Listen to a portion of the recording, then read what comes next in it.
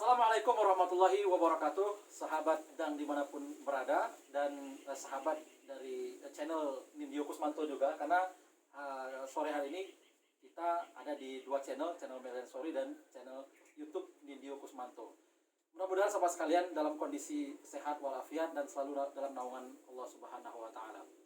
Nah, sahabat sekalian, kali ini saya berada di kediaman Bang Nindyo Kusmanto. Kita sapa dulu. Assalamualaikum, Bang. Waalaikumsalam warahmatullahi wabarakatuh. Baik, terima kasih nih sudah diterima dengan baik kan. Nah, beliau adalah Bang Nindyo ini adalah seorang pengurus dan juga sekaligus relawan BSMI, Bulan Sabit Merah Indonesia Provinsi Bengkulu, dan sudah banyak sekali terlibat dalam dunia relawan ya, dalam relawan kemanusiaan dan lain sebagainya. Nah, kali ini di Bincang Inspiratif Bengkulu kita ingin menggali sebetulnya aktivitas relawan dan kemanusiaan yang dilakukan oleh Bang Nindyo Kusmanto ini seperti apa saja dan apa saja yang sudah dilakukan. Nah, tapi sebelum ini Bang Nindyo ini kan sering bicara ziswa kan, zakat, infak, sedekah, lalu kemudian juga bicara yakesma, lalu ada COVID-19, sangat gencar sekali melalui Zoom dan lain sebagainya. Nah, kali ini berbicara tentang kerelawanan yang memang mungkin menjiwai. Sebetulnya aktivitas Pak Nindyo Kusmanto ini bisa seperti apa sih? Bisa dijelaskan juga? Ya, sebelum saya terlibat di Bulan Sabit Merah, dulu saya di Lasnas Yakesma. Lasnas Yakesma. Ya 3 tahun lah sebagai pengelolanya. Jadi insya Allah banyak hal yang saya dapatkan dari aktivitas tersebut. Juga saya dimanakan sebagai ketua koordinator COVID provinsi dari RKB, Rumah Kreatif Bengkulu. Rumah Kreatif Bengkulu. Dan sebentar, Yakesma tadi apa panjangannya?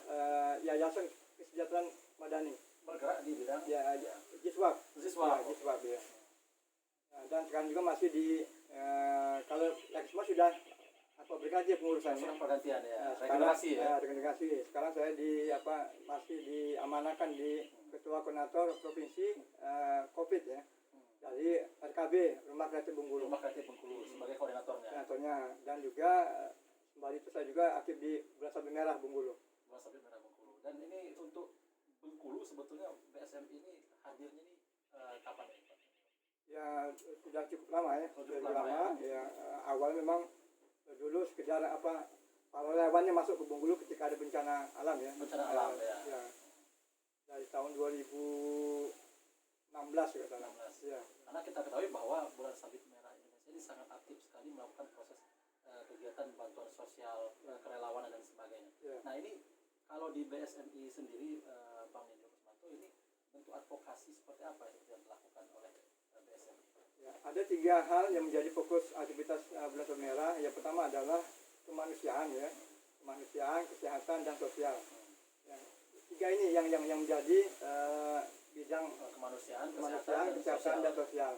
Kalau kemanusiaan itu kalau terjadi bencana alam ya, gempa bumi, banjir segala macam, ya kita turun ke lapangan melakukan bantuan ya, bantuan kepada masyarakat. Lalu kalau bidang kesehatan melakukan pelayanan kesehatan seperti aktivitas gratis ya, pengobatan gratis atau pengobatan murah ya di masyarakat itu. Terutama di masa pandemi ini kita banyak melakukan tentang advokasi, edukasi kepada masyarakat tentang penanganan dan pencegahan COVID ya, baik itu konsultasi secara online maupun seminar-seminar ya, webinar itu. Dan sosial, sosialnya juga kita memberikan advokasi masyarakat, baik itu memberikan bantuan kepada dampak COVID seperti sembako. Juga di Ramadan ini kita hampir setiap hari memberikan takjil ya, atau berbuka puasa itu minimal 40 paket per hari. Itu hampir setiap hari yang kita lakukan. Nah, ini semua adalah kerjasama kita dengan para donatur ya, para dermawan yang menyalurkan infak sedekahnya melalui Bulan Sabit Merah.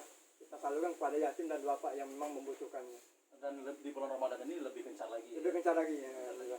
Nah, ini relawan kan, relawan ini kan ini apa tidak digaji kan, tapi kemudian mau berbuat. Nah, sebetulnya apa yang mendorong Pak Nindyo Kusmanto ataupun Bang Nindyo Kusmanto untuk kemudian menjadi relawan?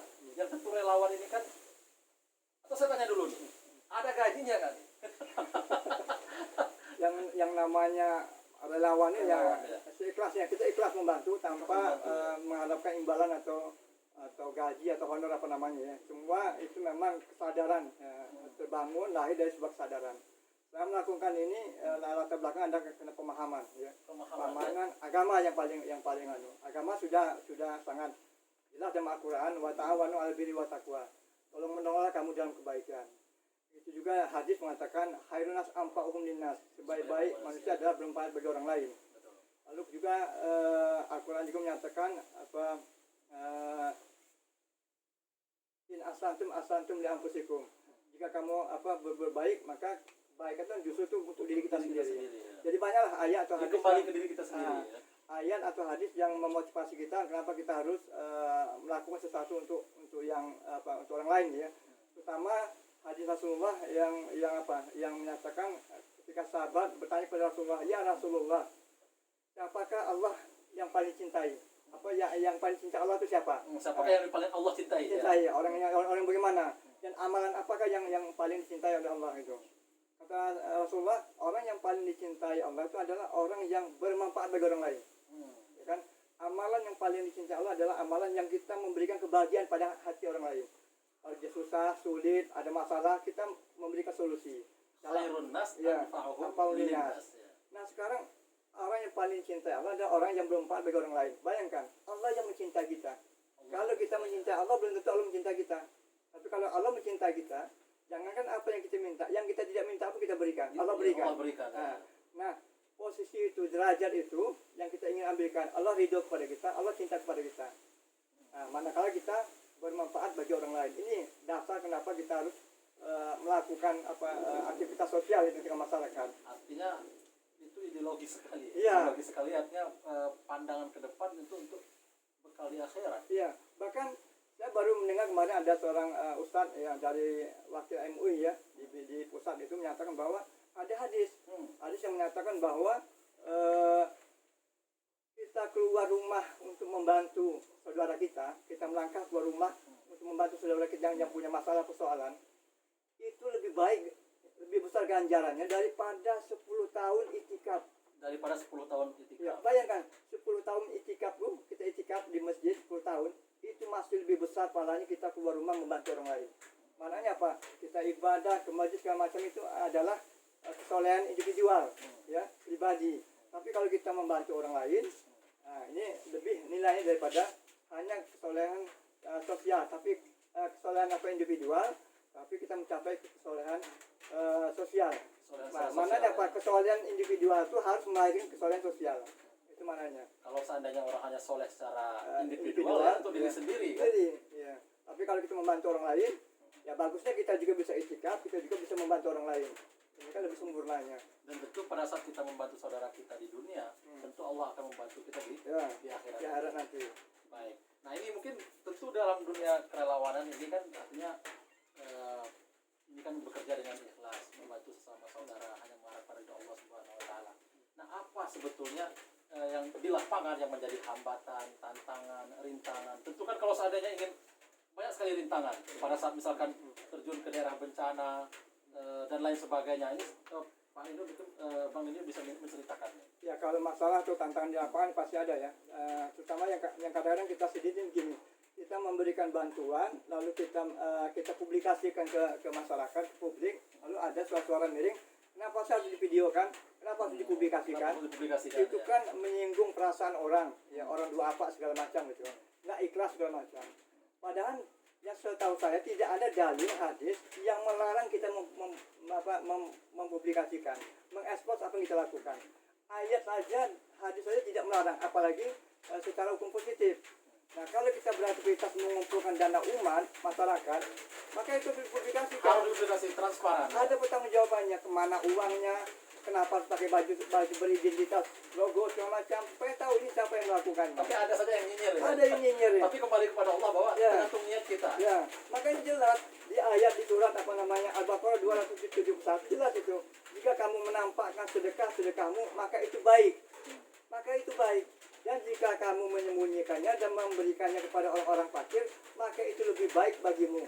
dan Allah akan menghapus sebagian kesalahan-kesalahanmu, dan Allah maha teliti apa yang kamu kerjakan. Jadi tidak ada larangan, dibolehkan dua-duanya. Apalagi dunia kerelawanan ini di bawah naungan BSMI ini adalah sebuah lembaga resmi yang kemudian dia harus mempertanggungjawabkan ke publik berkaitan dengan dana dari donatur yang masuk Dari masyarakat, ya. sehingga untuk memotivasi yang lain agar gencar juga Ya. untuk melakukan kebaikan itu. Ya, makanya kita menggunakan baju identitas, baju rompi segala macam supaya masyarakat tahu ini yang melakukan aktivitas ini siapa. Jadi bisa dipertanggungjawabkan kan?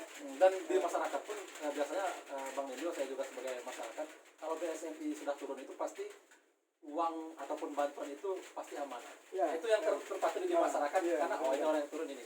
Karena jangan sampai juga relawan ternyata modus untuk mencari uang. Ya. Kalau BSMI di masyarakat pada saat mereka turun pasti ini orang-orang yang berintegritas yang akan kemudian menyalurkan donatur untuk kemudian membantu daripada orang yang membutuhkan. Ya. Jadi ada saja tantangan yang lain, mungkin tantangan yang lain. Ya, yang besar itu ya, ada juga yang mengatakan kenapa tidak dikasihkannya kepada pimpinan panti, pimpinan yayasan, biar mereka yang memberikan. Ya kalau pantinya panti yang benar, kalau abang-abang gitu kan. Nah makanya kita untuk meyakinkan kita langsung memberikan kepada santrinya, kepada kalau di pesantrennya, masyarakatnya, bukan kepada pimpinan yayasan segala macam. Artinya menata hati dalam artian untuk pandangan dan lain sebagainya itu yang harus dikuatkan juga ya. Dan kita melakukan itu supaya juga menghindari orang lain bertawasangka negatif pada kita. Kan jangan-jangan begini, jangan-jangan begini. Jangan nggak disalurkan. Ya, makanya kita publikasikan, kita sampaikan, kita memastikan sampai barang itu kepada yang berhak menerimanya. Itu bisa diwakilkan. Baik, nih mungkin sebelum pertanyaan lain tadi Bang Nindyo Kusmanto ini baru pulang dari Bengkulu Tengah ya. Bengkulu Tengah bukan hanya menyalurkan donatur tapi kemudian menjemput informasi berkaitan dengan ada mungkin bisa disampaikan juga di Bengkulu Tengah terkait dengan Bapak ada yang katanya Pak. Ya, Tadi barusan pulang dari sana ya. saya baru pulang dari Benteng Bengkulu Tengah mengunjungi rumah Bapak Samsuri ya. Samsuri yang beliau ini buruh harian yang mengangkat kuli pasir ke mobil truk gitu. Oh iya. Yang honornya 25.000 sampai 30.000 per hari. Itu pun tidak tiap hari ya dia kerja itu. Nah kebetulan kakinya itu bengkak, ya bernanah dan harus dicongkel kakinya itu.